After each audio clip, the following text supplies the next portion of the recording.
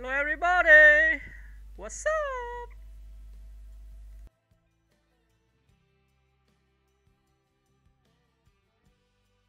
Kate Bush is one of the most unique and influential artists in modern music. Born in 1958 in Bexleyheath, England, she rose to fame at just 19 years old with her 1978 debut single, Wuthering Heights. Inspired by the novel by Emily Brontë, it made her the first female artist to achieve a UK #1 with a self-written song. Bush's music defies easy categorization, blending elements of art rock, pop, experimental, and theatrical storytelling. Her distinctive voice, soaring, emotional, and often otherworldly, along with her deeply imaginative songwriting, set her apart from her peers. Albums like Hounds of Love, 1985, and The Dreaming, 1982, showed her pushing creative boundaries, both sonically and visually, especially with her pioneering use of music videos and stage performance. Known for valuing artistic control, Bush famously took long breaks between projects, releasing music only when she felt inspired. This approach added to her mystique and cult status over the decades. In 2014, she returned to the stage for Before the Dawn, her first live concerts in 35 years, which sold out within minutes and received ecstatic reviews. Her influence can be seen in generations of artists, from Bjork and Tori Amos to Florence Welch and Big Thief. In 2022, Bush's Running Up That Hill found a new audience after being featured in Stranger Things, leading to a worldwide chart resurgence and introducing her genius to millions of new listeners. Kate Bush remains a symbol of pure artistic freedom, a visionary whose work continues to inspire, challenge, and captivate. Kate Bush is not just a musician, she's a phenomenon. A dreamer who reshaped the landscape of popular music. From her earliest days, she seemed touched by something otherworldly, crafting songs that felt like whispered secrets from a different realm. Her debut album, The Kick Inside, 1978, wasn't merely a collection of songs, it was a declaration of a new kind of voice, one that merged classical literature, folklore, and raw human emotion. Songs like The Man with the Child in His Eyes and Wuthering Heights showcased her remarkable ability to inhabit characters and weave intense emotional worlds in just a few minutes. But Kate Bush was never content with repeating herself. Each album that followed expanded her universe. The Dreaming, 1982, was dense, experimental, strange, almost alien in its soundscape, and it confused many but was later hailed as a masterpiece. Hounds of Love, 1985, balanced commercial success with avant-garde ambition. Featuring the iconic Cloudbusting, Running Up That Hill, and the sweet The Ninth Wave, a chilling, surreal journey through a drowning woman's unconscious mind. Beyond the music, Bush was a pioneer in blending visuals with sound, choreographing her own videos and performances with a theatricality that was rare at the time. She treated music videos not just as promotional tools but as extensions of her song's inner worlds. Famously reclusive, Kate Bush resisted the pressures of fame. She withdrew from constant public exposure, choosing instead to focus on her craft, family, and personal life. This mystery only deepened her legend. While others courted the spotlight, she built her own universe in its shadows. When she returned to live performance in 2014 with Before the Dawn, fans wept, cheered, and traveled from around the world, not because she was a pop star, but because she had become something larger, a living myth. Her influence runs deep. Modern pop, art rock, and alternative music all bear her fingerprints. Artists like Saint Vincent, Lord, Bat for Lashes, and even Outkast have cited her as a vital inspiration. In an industry that often demands conformity, Kate Bush carved out a space where imagination reigns supreme. Even now, her music feels untethered to any specific era. It floats, timeless and singular, just like her.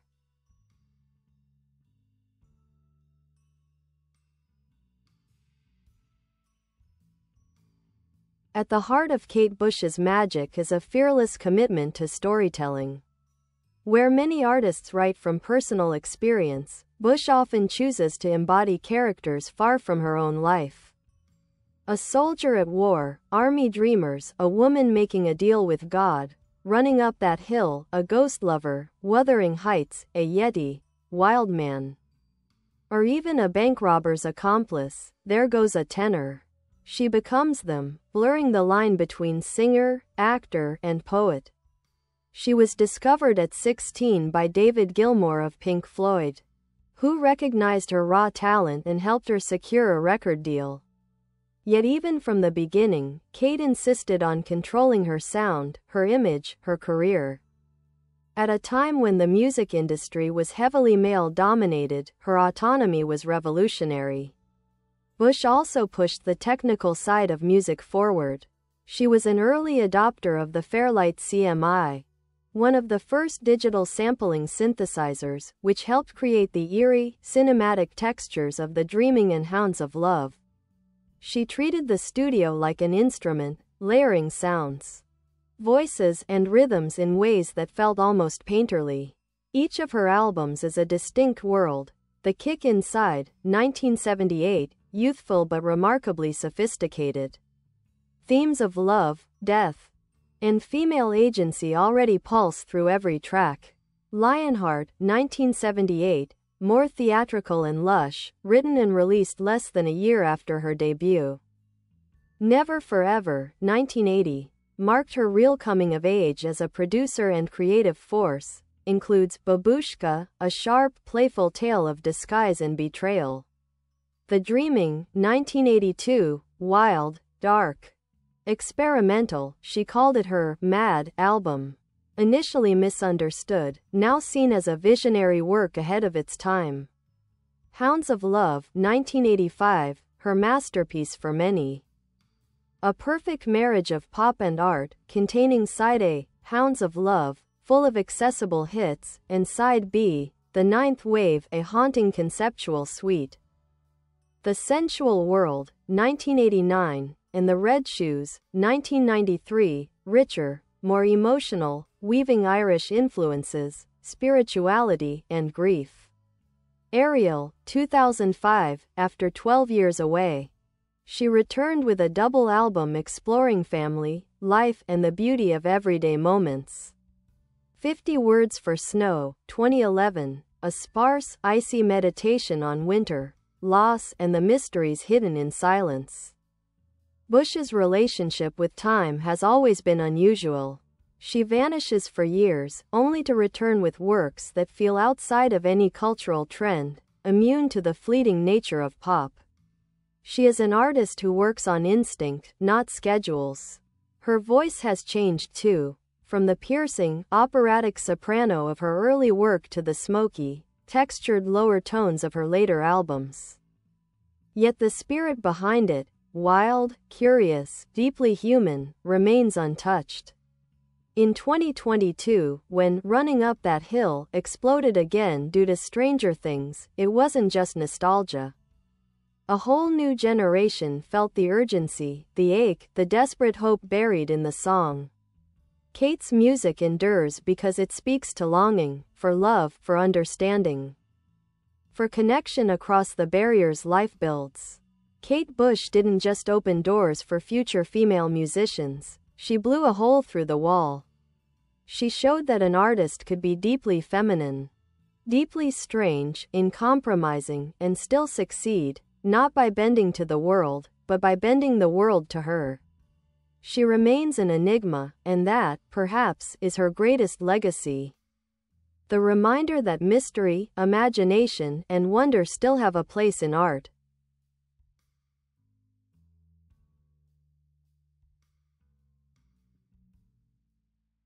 Kate Bush is less a musician and more a myth. She moves through the landscape of music like mist across a field, never quite touchable, always essential. She belongs to the wild spaces, the moors, the forests, the edge of the ocean where memory meets dream. Born Catherine Bush on July 30, 1958, in Bexleyheath, Kent, into a home alive with music, poetry, and conversation. She seemed destined to speak in song. By her early teens, she had already written hundreds of songs, strange, intricate sketches of imagined lives. David Gilmour heard one of her demo tapes and realized immediately, this was not an ordinary talent. This was something new. Wuthering Heights, her first single, was not safe, or polite, or easy. It was shrill, eerie, possessed, sung from the perspective of a ghost. It should have been too weird for radio.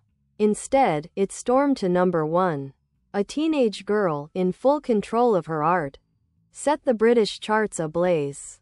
From that moment, she rewrote the rules of what a woman could be in music. Not a muse, not a rebel, not a pin-up, but a creator of entire worlds. She wrote, produced, choreographed. She refused to be molded. When others sought fame, she sought freedom. Albums like The Dreaming are labyrinths, dense, chaotic, packed with galloping rhythms, whispers, screams. Hounds of Love feels like diving into the unconscious, the bliss and terror of being alive, of loving, of drowning, of surviving.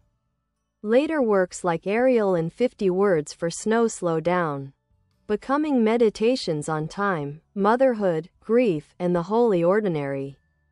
Kate's artistry is not flashy. It is attentive, tuned to small, invisible things, the shiver of a ghost, the breath between words, the longing that stretches across a hilltop at dusk. She disappeared often, not because she was afraid of failure, but because she respected the silence between songs. She understood that art needs time to become. When she returned in 2014 for her Before the Dawn concerts, singing not the old hits, but telling an unfolding story across nights, it wasn't a comeback. It was an offering, a ritual. To love Kate Bush is to love imagination itself, the wildness of it, the refusal to be neat or explained. She teaches that art can be deeply emotional without being confessional. That strangeness is not a barrier to connection, it is a bridge. She remains, even now, a living spell, cast not once, but continually, every time someone closes their eyes and lets one of her songs pull them into a different sky. There's something quietly radical about Kate Bush that you only notice once you sit with her work long enough. She never asks for permission. While the music world around her chased trends, punk, synthpop, glam, grunge, Bush carved out her own river, flowing beside it all, untouched. She isn't of any time, but out of time. She writes inside the dream. Her creative engine is empathy, an ability to step outside herself and become someone else. A woman during nuclear fallout, breathing. A lonely machine, deeper understanding. A painter locked in madness, an architect's dream, snow itself, 50 words for snow, yes. Literally, she doesn't just write songs, she haunts them. Every Kate Bush album feels like finding a strange old book in an attic. You don't consume it, you live inside it for a while. Crystal Ball Kate Bush. The Hidden Corners, the Kathy demos. Before fame, teenage Kate recorded raw, heartbreaking home demos. Fragile, ghostly, ancient, they reveal the roots of her later myth-making. The Line. The Cross and the Curve, 1993, a little-known short film she directed herself, based around the Red Shoes album, full of gothic, surreal imagery. Imagine a grim fairy tale with synths and bruised feet. Her brother, John Carter Bush, a huge creative force behind the scenes, photographing her, writing poetry that intertwined with her songs. Bush's artistry has always been a family affair, deeply personal. Her rejection of stardom. After the exhausting promotion of her early albums, she retreated, famously declining to tour for decades. In a world that demands constant visibility, Kate's greatest act of rebellion was her absence. Her influence on cinema. Directors like Guillermo del Toro and Jane Campion cite her music as direct inspiration. Films like Pan's Labyrinth and The Piano feel touched by the same eerie, feminine wildness. Crescent Moon. Kate Bush's unofficial lessons for artists and dreamers: trust your inner worlds, even if no one else understands yet. Disappear when you need to. Make what you need to make, not what others expect. Voice is more than sound, it's texture, character, landscape. Mystery is not a weakness. It is a kind of armor. Art can, and sometimes must, be weird. Kate Bush's legacy isn't just her music. It's the permission she gives others to be strange, to be gentle, to be fearless, to be unhurried. Her songs are not about telling you what to feel.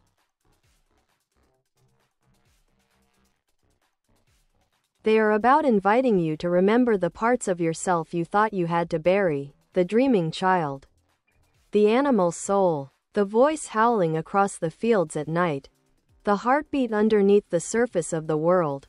Kate Bush doesn't belong to music. She belongs to magic. Imagine a house at the edge of the world. The windows are always fogged with breath. Inside, music drifts through the walls, not loud, but present, like water rising. This is where Kate Bush lives, between the conscious and the unconscious, between history and fable. She grew up in a family alive with music, literature, and spirited debate. It wasn't just entertainment, it was life, woven into the everyday. Irish ballads, English folk songs, Tennyson, Shakespeare. Her father played piano by ear. Her mother, a nurse from County Waterford, taught her the lilting, swaying weight of storytelling. In that home, imagination wasn't a luxury. It was breath itself. As a teenager, she didn't just write songs, she wrote worlds. Places where women weren't silent victims but furious ghosts. Wuthering Heights, where human beings wrestled with war, regret, love, magic, death. Where the line between body and spirit blurred and reformed, over and over. When she recorded The Kick Inside, she was barely older than a schoolgirl, yet there was nothing naive about her. Kate sang like she knew things the rest of us had forgotten. How to mourn, how to shapeshift, how to survive the impossible with tenderness intact. Time bends around her work. You could listen to The Dreaming today and feel like it was made in the year 2099.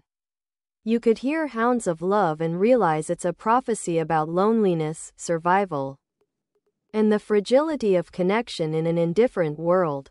You could sit with 50 words for Snow and feel winter press against your skin, not a backdrop but a living force.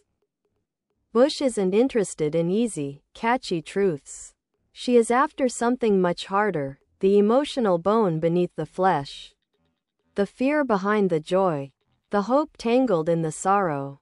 And then there is her body of work as a dancer, not something separate from her music, but part of it. She trained with Lindsay Kemp, mentor of David Bowie, who taught her that movement could be another kind of voice. When you watch Kate Bush perform, her hands cutting the air, her body folding into impossible shapes, you are watching someone sing with her entire being. No pop star had ever moved like that before. No one has quite since. To listen to Kate Bush is to walk through mirrors. Each song is a doorway. Some open to haunted mansions, some to sunlit hillsides, some to the hush before snow falls. There is always risk in following her. She will not lead you by the hand. She will not slow down. But if you step forward, if you let go of needing to understand, you will find something precious. A secret map to your own inner worlds. Kate Bush is not an artist you catch up with. She is an artist you surrender to. And in that surrender, you remember, you, too, were born full of wonder. You, too, have wildness inside you. You, too, are made of dream stuff.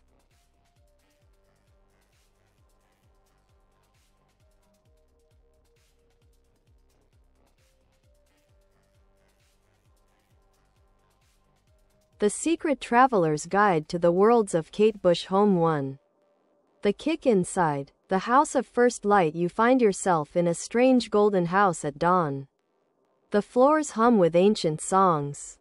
Every door opens onto a different story. Love, loss, betrayal, flight. The air smells of youth, salt, and old books. You hear a ghost girl at the window. She sings of Cathy and Heathcliff. Love beyond the grave. I outlived the night, she whispers. You can, too. Face Mask 2. Lionheart, the Masked Theatre. Now you are inside a grand, crumbling theater, all velvet and dust. Actors in beautiful, broken costumes dance through forgotten plays. There are mirrors backstage, but none show your reflection. You realize you must invent yourself anew with each step. Like the players here. New Moon 3. Never Forever, the garden of shifting shapes, a misty orchard, where the trees themselves sing and mourn. Every path splits, every choice has a cost. You catch glimpses of hidden beasts, war mothers, seductive strangers, wounded kings. This is a place where nothing stays innocent for long, but also where hope stubbornly roots itself in the soil. Eye and Speech Bubble 4. The dreaming, the wilderness of broken time. Now you are truly lost. This place is wild, violent, surreal. You stumble through shifting sands, underground tunnels, howling streets. You hear voices in dozens of languages, human, animal, mechanical.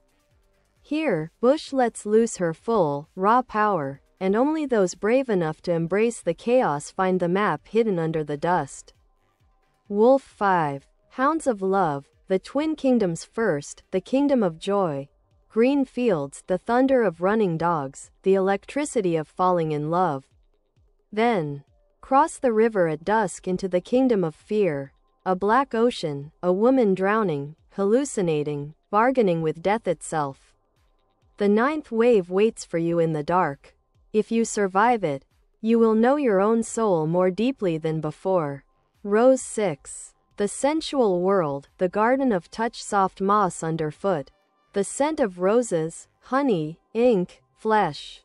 You walk through a landscape where every sensation, a kiss, a breath, a brush of wind, carries sacred weight.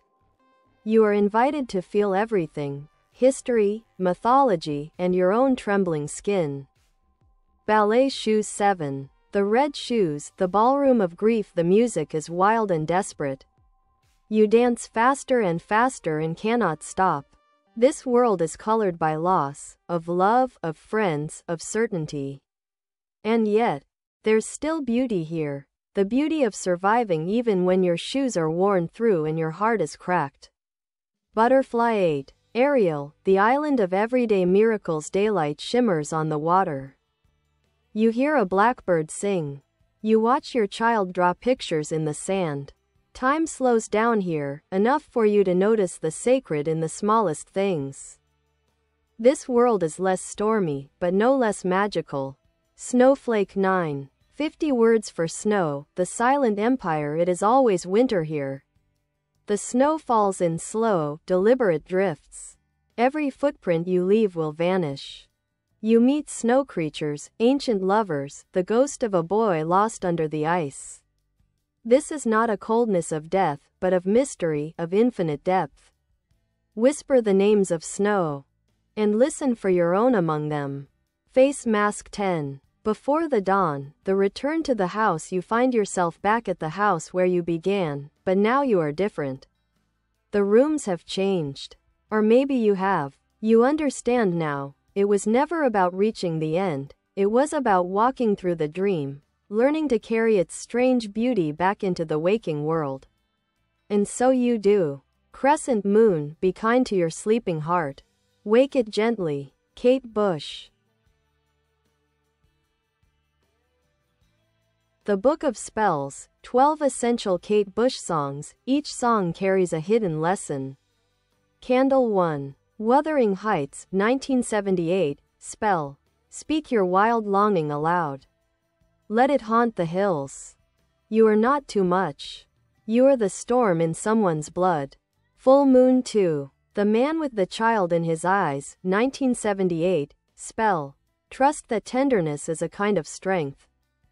Softness is not weakness, it is a door to other worlds. Bow and Arrow 3. Babushka, 1980, spell.